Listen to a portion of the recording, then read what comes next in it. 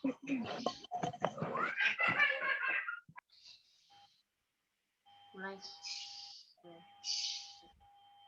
Bismillahirrahmanirrahim. Assalamualaikum warahmatullahi wabarakatuh. Waalaikumsalam warahmatullahi wabarakatuh. Kami dari kelompok 4, gelombang 3, angkatan 9, Laskar PPSDM Regional Bandung, kelompok kecil 3 yang beranggotakan saya sendiri dan salah satu rekan saya Amelia Nike Muspitasari dan yang ketiga Dina Nerdika. Di sini kami akan mempresentasikan tugas kelompok hari kedua, yaitu tentang analisis isu kontemporer atau proxy wars. Adapun materi yang pertama akan disampaikan langsung oleh saya sendiri. Namun sebelum itu, kita terlebih dahulu mengetahui apa itu proxy war.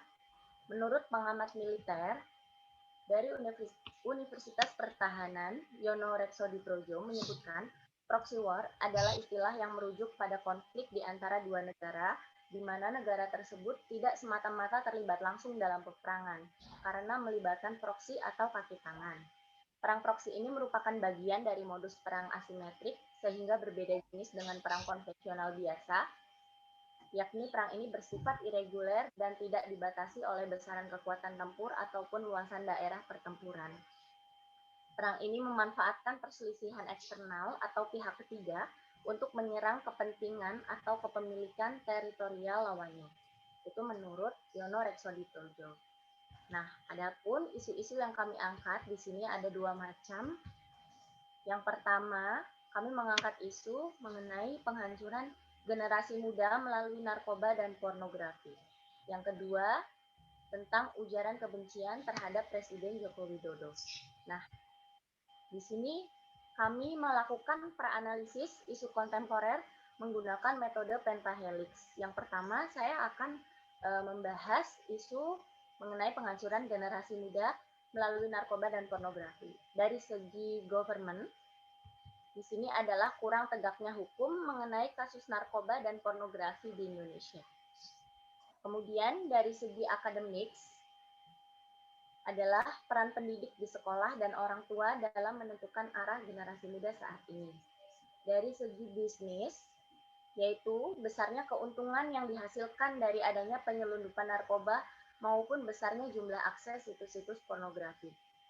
Yang keempat adalah dari segi komunitas atau masyarakat. Di sini bebasnya komoditas narkoba dan pornografi yang berkembang di masyarakat, khususnya kalangan muda, yang menjadikan narkoba ini sebagai bagian dari gaya hidup. Kemudian dari sisi media adalah di sini mudahnya masyarakat, terutama generasi muda, sebagai penerus bangsa dalam mengakses situs pornografi dan kurangnya konten edukasi mengenai bahaya narkoba yang tersebar di media-media saat ini. Isu yang kedua yaitu mengenai ujaran kebencian terhadap Presiden Joko Widodo. Dari segi government, di sini kebijakan pemerintah dianggap tidak sesuai dengan kehendak masyarakat. Itu hal yang mendukung. Pertama, yang kedua dari segi akademiknya adalah masih kurangnya peranan akademisi atau ahli IT dalam menampik hate speech isu yang marak berkembang di media sosial. Ujaran-ujaran kebencian ini masih sangat sedikit ya penyaringannya oleh ahli IT. Kemudian yang ketiga dari segi bisnis, kebijakan yang dikeluarkan pemerintah dalam beberapa tahun terakhir ini banyak yang tidak pro terhadap pengusaha non-pemerintah. Dari segi komunitas, beberapa lembaga masyarakat atau ormas mengambil keuntungan terhadap pemerintah dan masyarakat di tengah situasi yang sedang tidak stabil tersebut. Dan dari segi medianya, di sini masih banyaknya berita hoax atau berita bohong yang beredar di masyarakat yang dapat mempengaruhi pandangan masyarakat terhadap pemerintah itu sendiri. Nah, adapun dua isu ini akan kami bahas lebih lanjut. Yang manakah isu yang lebih urgent? Pembahasannya akan disampaikan oleh rekan saya, yaitu Dina Devi Medita. Kepadanya saya persilakan. Ya, kepada Devi. Selanjutnya, saya akan menjelaskan paparan mengenai menapis isu kontemporer proxy war dalam hal ini menggunakan metode USG. Apa itu USG? Adalah urgency, seriousness, dan growth. Penjelasannya akan disampaikan kemudian. Kita lihat untuk interval penentuan prioritasnya berkisar dari 1 sampai 5, di mana 1 itu berarti sangat tidak mendesak atau sangat tidak serius atau sangat tidak cepat memburuk jika isu tersebut tidak segera tertangani. Untuk poin 2, di mana isu tersebut tidak mendesak, tidak serius, dan tidak cepat memburuk jika isu tersebut tidak tertangani. Untuk yang ketiga, cukup mendesak, cukup serius, dan cukup cepat memburuk jika isu tersebut tidak segera tertangani. Untuk yang keempat, isu tersebut mendesak, serius, dan cepat memburuk. Kemudian untuk isu yang kelima, itu sangat mendesak, sangat serius, dan sangat cepat memburuk jika isu tersebut tidak segera tertangani. Baik, kita mulai dari aspek yang pertama, yaitu urgensi, di mana isu yang pertama kita yaitu penghancuran generasi muda melalui narkoba dan pornografi, kita berpoin 4. Kemudian untuk isu yang kedua, ujaran kebencian terhadap Presiden Joko Widodo, kita beri poin 4 juga, karena ini sama-sama mendesak. Kenapa? Untuk isu yang pertama, dengan kemajuan teknologi dan maraknya bisnis narkoba, juga komunitas-komunitas narkoba seperti yang telah dijelaskan Bu Debi, itu membuat pornografi dan narkoba dapat dengan mudah diakses dimanapun oleh siapapun, termasuk para remaja dan anak yang menjadi generasi penerus bangsa. Nah, sedangkan untuk poin yang kedua, kenapa dikatakan mendesak, isu yang kedua, kenapa dikatakan mendesak, karena isu tersebut terkait dengan orang nomor 1 di Indonesia, yaitu pemimpin Indonesia. Untuk aspek yang kedua, yaitu seriousness, di mana seriousness ini adalah seberapa serius isu tersebut harus dibahas, dikaitkan dengan dampak yang akan ditimbulkan. Nah, untuk isu yang pertama kita beri poin 5, untuk isu yang kedua kita beri poin 4. Kenapa? Karena isu yang pertama ini sangat serius untuk dibahas, di mana pornografi dan narkoba dapat menyebabkan candu. Bahkan kecanduannya ini dapat disebut penyakit karena dapat merusak struktur otak dan fungsi otak. Kemudian untuk isu yang kedua, kita beri poin 4 karena ini desak, di mana jika ujaran kebencian ini menyebar itu akan membuat masyarakat menilai negatif terhadap Presiden Joko Widodo dan akan melihat sisi dan tidak akan bisa melihat sisi baiknya dari Presiden Joko Widodo. Untuk aspek yang terakhir yaitu growth, seberapa besar kemungkinan cepat buruknya isu tersebut jika tidak segera tertangani. Untuk isu yang pertama kita beri poin 5, untuk isu yang kedua kita beri poin 4. Kenapa? Karena isu yang pertama ini sangat cepat memburuk jika isu tersebut tidak tertangani. Di mana dengan rusaknya struktur dan fungsi otak, itu selain merusak kesehatan juga akan merusak kualitas hidup manusia. Jika kualitas hidup manusia telah terganggu, maka fungsi kehidupannya pun akan terganggu. Seperti fungsi kognitif, fungsi sosio-emosional, dan secara ekonomi. Secara kognitif, seperti prestasinya menurun, kemudian tidak bisa melakukan perencanaan dengan baik, khususnya untuk narkoba dia akan mengalami halusinasi. Dan untuk fungsi sosio-emosional, seseorang tersebut tidak dapat mengendalikan emosinya, akan lebih agresif dan sampai bisa berhadapan dengan hukum. Kemudian secara ekonomi khususnya narkoba individu tersebut akan mengalami masalah keuangan karena terus-menerus membeli narkoba. Nah, untuk isu yang kedua, kenapa kita beri nilai 4? Karena ini cepat memburuk jika isu tersebut tidak tertangani, karena dengan masyarakat menilai negatif terhadap Presiden Joko Widodo, itu akan menghilangkan kepercayaan masyarakat terhadap beliau, juga mengurangi rasa cinta tanah air terhadap Indonesia. Nah, setelah pemaparan itu kita bisa lihat total skornya dari nomor 1 total skor isu nomor 1 total skornya 14, isu nomor 2 total skornya 12, sehingga dapat kita simpulkan bahwa isu nomor 1 dengan skor 14 yang akan kita bahas lebih dalam dan kita akan temukan solusinya. Untuk pembahasan selanjutnya akan disampaikan oleh Bu Amia.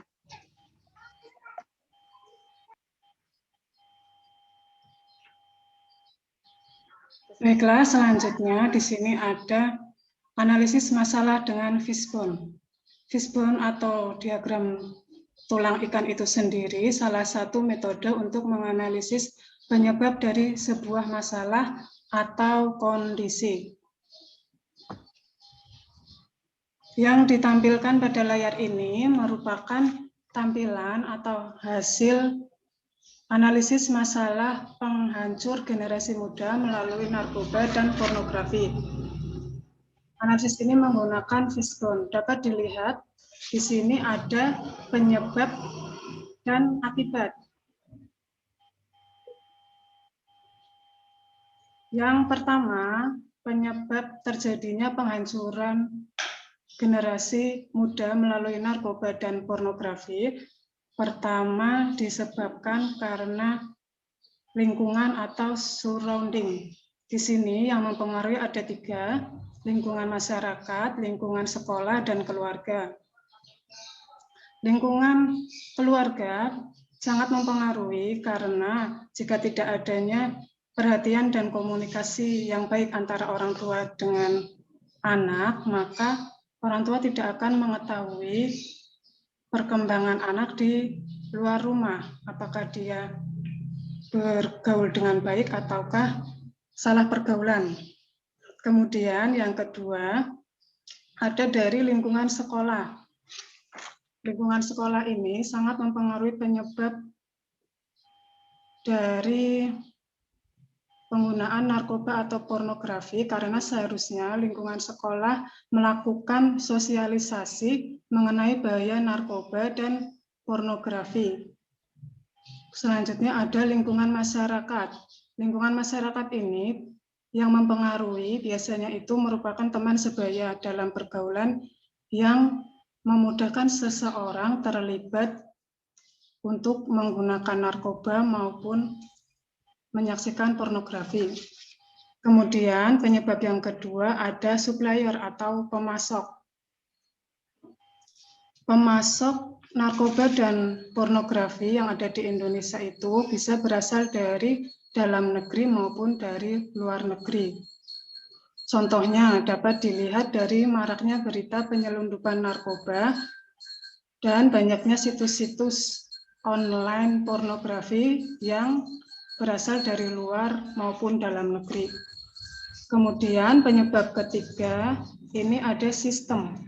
Di sini yang mempengaruhi ada sistem pendidikan, terutama dalam pendidikan agama, di mana jika pendidikan agamanya tidak maksimal, maka iman seseorang akan berkurang.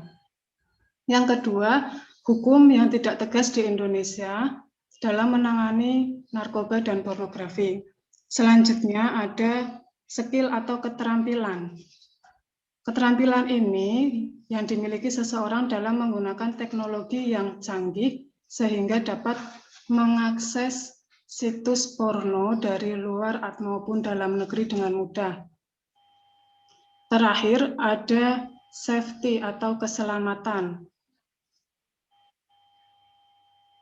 Pengguna narkoba dan pornografi biasanya akan merasa tenang jika terus-menerus mengkonsumsi narkoba dan pornografi sehingga menyebabkan kecanduan.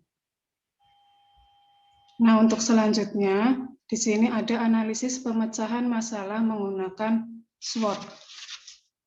SWOT itu sendiri yang pertama ada strength atau kekuatan. Di sini ada 2 poin. Pertama, menguatkan peraturan dan undang-undang IT untuk meminimalisir penyebaran narkoba dan pornografi. Kedua, pemerintah dapat membentuk aturan untuk menindak tegas penyebaran narkoba dan pornografi.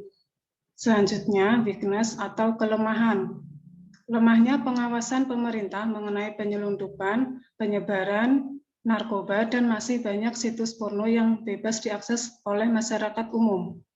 Kemudian, ada kebijakan pemerintah yang belum dilakukan secara tegas dan maksimal. Pemecahan masalah selanjutnya ada opportunity atau peluang. Ada 2 poin juga. Yang pertama, adanya kesadaran bahaya narkoba dan pornografi. Kedua, memberikan sosialisasi sejak dini mengenai larangan mengkonsumsi narkoba. Kemudian yang terakhir ada threat atau ancaman. Di sini ada 2 poin. Yang pertama, maraknya pergaulan bebas dan semakin banyak situs pornografi yang bebas diakses masyarakat umum. Kedua, meningkatnya kasus kecanduan dan ketergantungan narkoba maupun pornografi.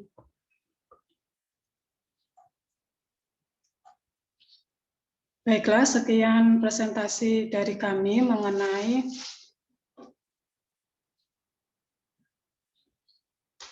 analisis masalah penghancur generasi muda melalui narkoba dan pornografi. Terima kasih atas perhatiannya. Assalamualaikum warahmatullahi wabarakatuh.